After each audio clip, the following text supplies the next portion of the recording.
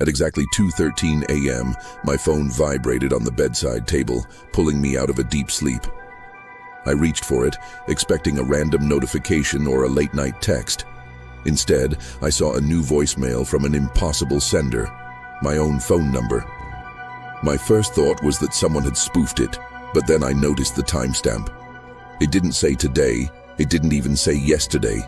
It read, "Received, tomorrow, 2:13 a.m. I blinked several times, convinced I was too tired to read it correctly. The date never changed. Somehow my phone had received a message from the future. My curiosity quickly overcame my fear. I pressed play. At first, there was only the sound of someone breathing heavily, followed by the distant blare of police sirens. Then a voice spoke. It was mine. There was no doubt about it. Every word, every breath, every nervous pause sounded exactly like me, but I had never recorded this message. "Listen carefully," my future self whispered. "You have exactly 4 minutes. At 2:17 a.m., someone will knock on your front door. Don't answer it. Don't look through the peephole. Whatever happens, pretend you're not home." The recording ended with a loud crash and a terrified scream before cutting off completely. I stared at the screen, trying to convince myself it was an elaborate prank. My apartment was silent except for the ticking of the clock on the wall. The time read 2:14 a.m. 3 minutes remained until whatever my future self had warned me about. I locked the front door, checked every window, and even turned off the lights. My heart raced as the minutes crawled by. 2:15, 2:16. Then every light in my apartment flickered once before returning to normal. My phone buzzed again. Another notification had appeared beneath the voicemail. New message scheduled for delivery in 03:00. The clock changed to 2:17 a.m. 3 slow knocks echoed through the apartment. Knock, knock, knock. They weren't loud or aggressive. They sounded calm, patient. I held my breath and stayed completely still. Then my phone rang. The caller ID displayed only 2 words: "Outside door." Before I could decline the call, a familiar voice spoke through the phone without me answering. "Please, don't make the same mistake I did." I dropped the phone onto the couch, my heart pounding so hard I could barely breathe. The knocking stopped, but the call didn't end. My own voice continued speaking through the speaker. It sounded weaker now, as if I were running out of time. "Whatever you hear next, don't open the door. It knows you'll be curious." The line suddenly filled with static before another sound emerged. It was someone gently laughing. The laugh didn't belong to me. It was deep, slow, and disturbingly calm. Then the call disconnected by itself. The apartment fell silent once again. A few seconds later, someone began knocking on the bedroom window instead. My apartment was on the 8th floor. There was no balcony outside that window and no possible way for anyone to reach it. Yet the knocking continued. Tap, tap, tap. I forced myself not to look. My phone buzzed with another voicemail from tomorrow, 2:16 a.m. With trembling hands, I pressed play. My future self sounded even more terrified this time. "It's trying different doors now. Don't acknowledge it.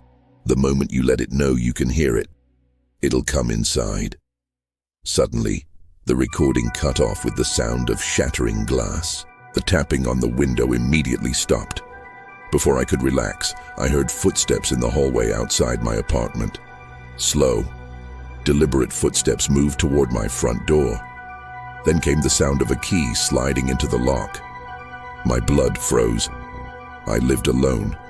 No one else had a key. The handle slowly turned, but the deadbolt held.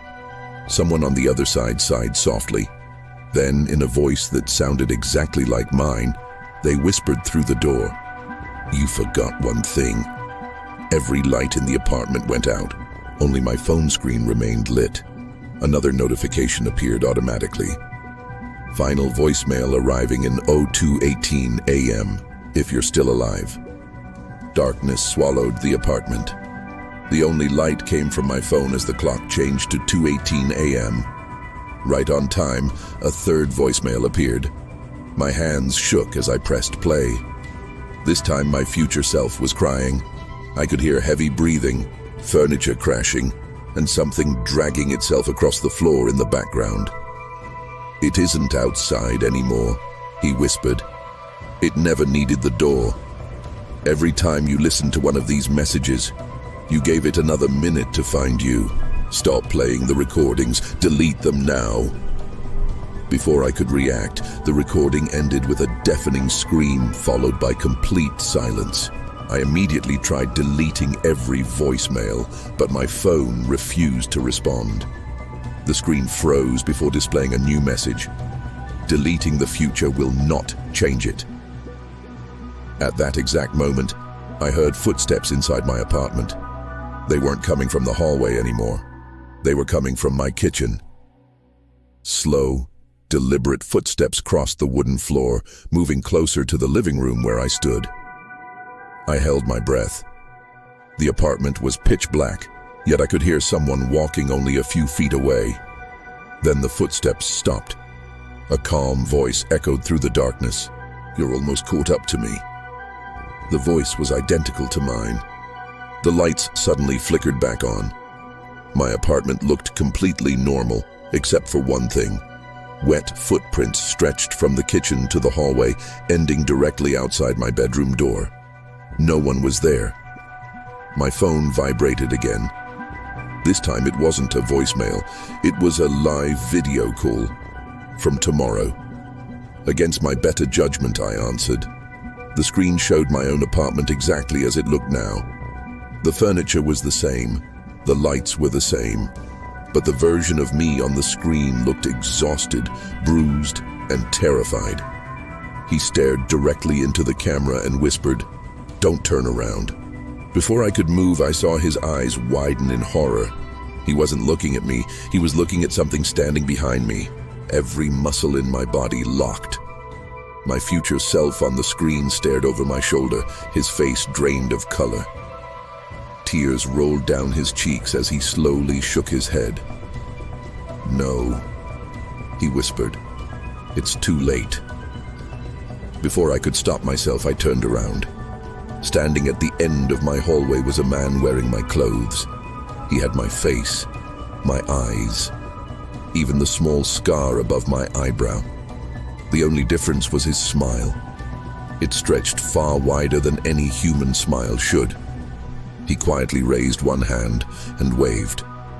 At that exact moment, the live video call ended and my phone displayed a single message. Timeline synchronized. The copy of me began walking forward. Every step it took matched the sound of my own heartbeat.